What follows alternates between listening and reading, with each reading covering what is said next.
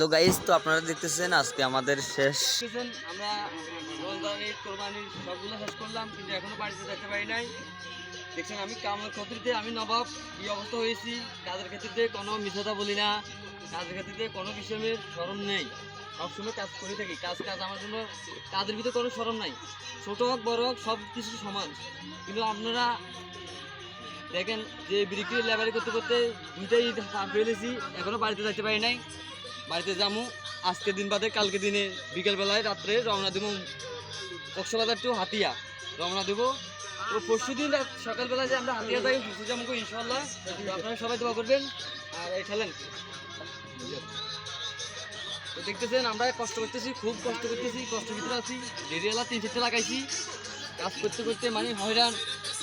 তো সবাই রেট দিচ্ছে, আমি এখন ভিডিওটা বানাইতেছি ইউটিউবে আপনাদের জন্য আর কি। আপনারা আমাদের কষ্ট ভিডিওটা দেখে লাইক কমেন্ট ভিডিও সব কিছু করবেন। আমি একটা সুই দেন